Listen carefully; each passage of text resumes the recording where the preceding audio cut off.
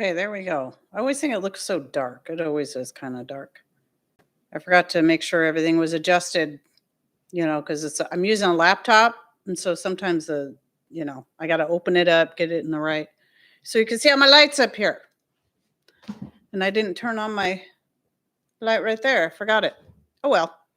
No biggie. It's just for looks, nothing more. So, hello everyone coming in. What? Number 1, number 2, number 3. What is that? I've never seen those things before. Can you guys see those little purple? Are you guys doing that? Or is YouTube adding that? Because if it's in the order that you came in and started chatting, then why do I not have one? Or the KJ, they don't have one either. That's weird. Huh. What does it all mean? That I guess I don't get it. So, are you ranked in order of importance? Who YouTube likes best? Who knows? I don't get it. I've never seen it before. Obviously, it's a new thing. Maybe it has to do with whether or not you're a subscriber too. And then the order you come in. Maybe. Weird. I don't get it. Anyway, hello all. Heidi here from Rain Country. God is good all the time. It's a beautiful Wednesday. I'll say that, even though it kind of keeps going back and forth from no sun to sun.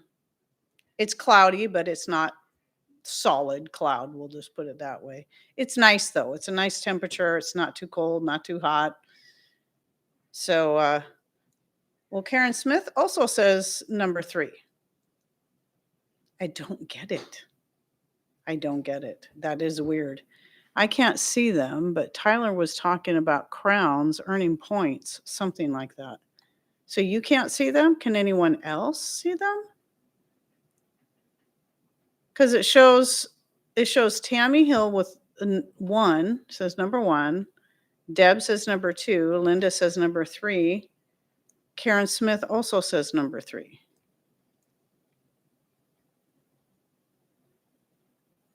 Now Linda says number 1. That is weird. I wonder if it's... Well, Deb says she can't see them, but she's subscribed. So I don't... That's strange. Okay, I don't want to talk about that forever. So let's get to the topic. It's time. And obviously, Judy can see them. Oh, you can only see them when you're on the computer. Maybe you can't see them when you're on the phone. That's interesting. Anyway, so I have talked several times about taking care of your wood, and I did a little bit in the last show, but I wanted to make sure I had something to make a standalone video of. Yeah, Karen, we've been trying to figure that out. I've never seen them before today. It is very strange. And what I see is a crown with a number next to it. 1, 2, or 3. Have no idea what it means. So anyway, though I've talked about this before, I do have something new, a little bit different that I use instead of just coconut oil. But first, let's talk about the types of things that you should treat. Top fans? Huh. Okay. But what's weird is the number is changing. Like Linda was number 3. Now it says number 1. I don't get it. So I have here a bread whisk with a wooden handle. I have several of Patrick's handmade items, quite a few. My tamper, like I use for fermenting. And then this one is also a type of tamper. He made this one specifically for when I'm mashing my grapes. I mash them with this thing first when I'm going to juice them and make wine. So this one I like to use quite a bit also for when I'm dehydrating herbs and I'm trying to really press them down in there to make the most of my space in the jar. This works too, but only for the wide mouth, where this will work in the regular mouth because it's narrower. So I do use both of those quite a bit. And then Sunday, I was showing this little board that he had made. I'm now using as my cheese board. And then I've got my kitchen board. I didn't bring that in because it's too big and heavy. I'm not going to bring that in. Then I have this board that I didn't show last week. It's another one he had that I had forgotten about. This one's all maple. It's kind of a long, skinny board. Right now, I'm just keeping it in here on the counter back there. I'm not sure what I'm going to do with it, but I'm like, oh, I got this big, long board here too. So, and then a couple other things would be any of your knives that have wooden handles like this. And this is one of my Nakano steak knives. I love these things. I love the color of the handle too. And then another one of my favorite things Patrick made me is this mortar and pestle. So whenever you get new kitchen items, especially cutting boards in particular, cutting boards need to be treated right away before you use them at all. And one of the common things, and see, I never knew this for years. And when we got married, I was gifted just a standard wooden cutting board. I don't know what kind of wood it is. Patrick would know. And I use that. I still have it. I still really like it. I just like to have a lot of cutting boards of different sizes because I use them in different ways. So, I see Tyler's here under a different. So Patrick made you a cheesy board. Yes. So yeah, Tyler's here. So now Tyler's talking to himself like Deb does all the time. Anyway, so we had this great cutting board. I loved it. And of course it got a big crack in it. And I was really bummed. This was years ago. So Patrick, what he did was he cut the board in the crack was off center. So he cut two places so that it would be, like let's say here's the board and he cut it here where the crack was, and then another place here, he cut the board, and then he inserted a piece of walnut. So now it's got two walnut stripes in it, and then put it back together for me. Obviously cleaned up the edges, sanded it and all that.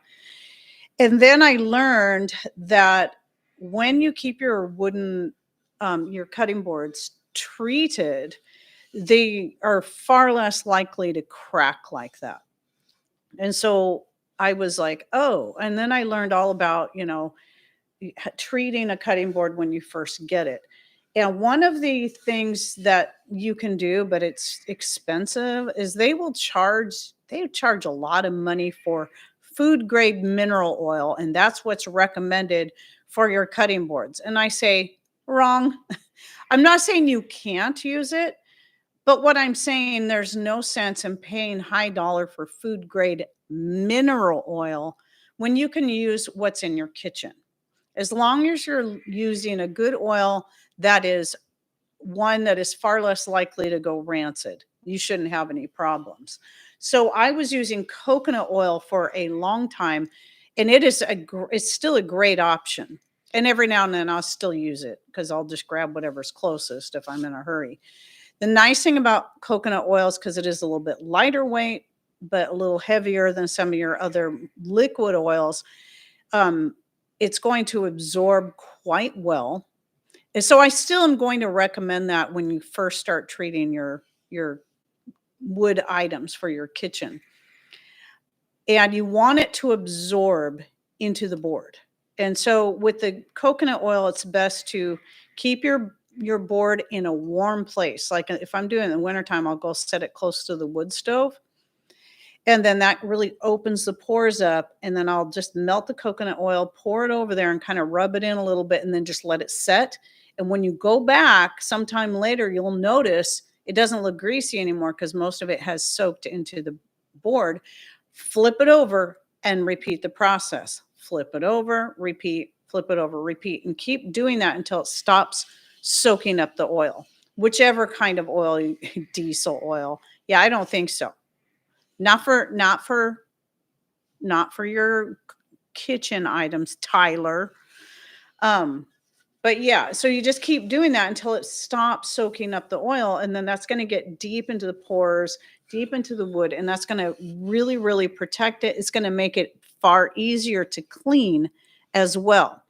Now, you only have to do that kind of treatment like that many times with your new products. Now, some things that you buy, like a lot of your knives and stuff, if they have a wooden handle, they've already been treated with something, so it may not be necessary. But if you notice any of your wooden products getting kind of rough, then they need some kind of treatment. So what I do now, though, instead of coconut oil, I like to use I would still, like I said, I'd still recommend the coconut oil. Oh, and I forgot to say, the other great thing about coconut oil is it is also antibacterial, antifungal, antiviral. So especially the antibacterial thing. So it's going to help prevent bacteria from, in the wood. It's going to help kill that off and keep it more food safe. So the other one I really like to use quite often now, and I also like to use this for treating any kind of cast iron, is the organic palm shortening. And now I get it from Azure Standard. And, it's the fair trade, ethically sourced, all that kind of stuff. So the thing I like about the palm shortening is that it's a little thicker than your standard coconut oil. You know how coconut oil, it melts at like 76 degrees. So you touch it and it immediately starts melting. But the palm shortening, it takes a little more than that, but you can just rub that right into, I haven't done this little mortar in a while.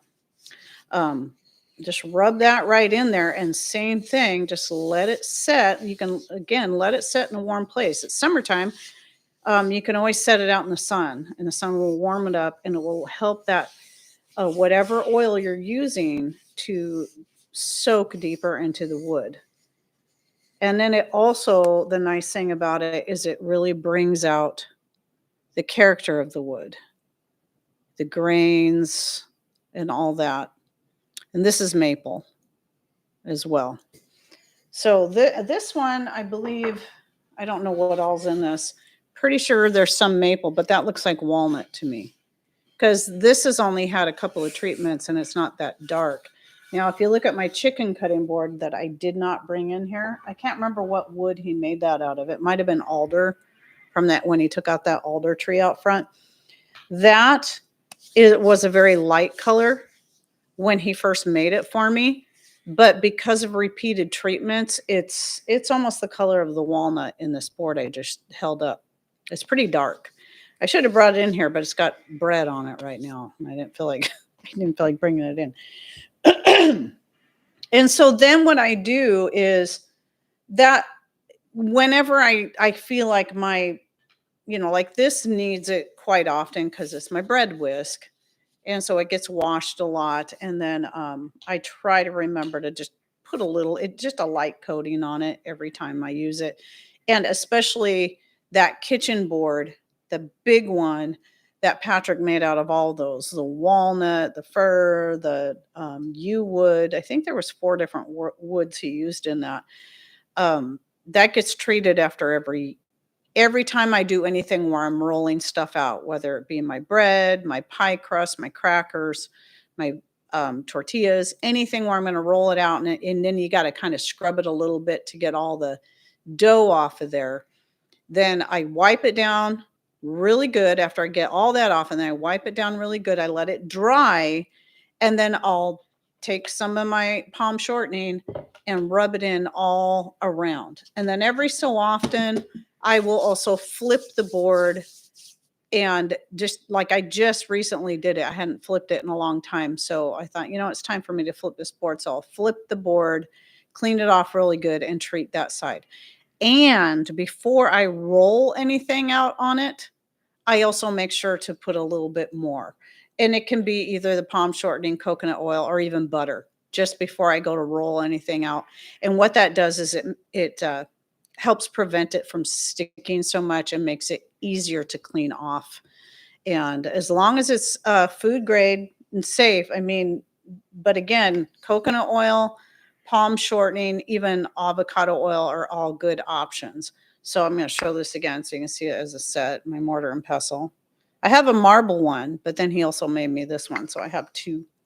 I use them both in a little bit different ways. But anyway, and by the way, he does still make these when he has time for sale. This needs a treatment actually, but the long-handled vegetable tamper, I love that thing. I love having that on hand. But yeah, you'll notice as soon as you put anything on your wood products, all of a sudden that grain will stand out and it just really brings out the color of the wood. So it looks nice, as well as is going to lengthen the time these things are going to last. I mean, they should last virtually forever. But unlike, like that board that I got when we were married, that thing is now 35 years old. And I don't know how many years in I'd been using it when it broke, but I'm pretty sure, and he had to, repair it for me. I'm pretty sure it's more than twice as old as it was from the time that we got it to the time, since the time he fixed it. And so it's because I treat that one all the time as well. And ever since I've done that, I've never had problems with any of my cutting boards cracking. Now, if you're cutting on them, then they're still going to get marks and stuff in them, but the oils will also help with that too. And it's not going to totally heal the cracks, but it will kind of fill them in a little bit and also get down in there and prevent anything from getting worse. And it just makes it really nice. Let's see. What do we say here? The vegetable tamper looks like Terry's husband corrector. Well, she doesn't use the cast iron skillet on you. But yeah, this is easier to heft. This would be good for taking out a knee, right? A rib, a skull. Yeah, that's a little bit of movements I learned in martial arts. Anyway, the knee. I was wanting to see what Billy was saying there about. See, better to use. Oh wait, no, that's not it. Where is it? I saw something about she's had that board since she was 5. Who had the board? So how many years is that? I don't know. Are you talking about me? Makes for a wicked gong show. Oh, we're going back to the 70s again. The Gong Show. That was the original America's Got Talent, or not have talent. That's why they'd get gonged. Yeah, I'm 40. You said 35 years. Oh, since you were 5. Sorry. Maybe if I put on, since I was 5, maybe if I put on my doggone reading glasses. Yeah. 35 years. It's hard to believe it's been that long. Then there's those times where it feels like it's been longer, but no, not really. Most of the time I'm just like, I can't believe we've been married that long. So let me see. I want to make sure I cover all my, I knew this was going to be a short one. Let's see, what to use, what items, how to do it, how often. Okay, so let me just cover how often again. It's really however often you believe it needs to be done. And it's going to depend on how often you're using that item, or how you're using that item, and how you need to clean it. Just like my kitchen board, I gotta do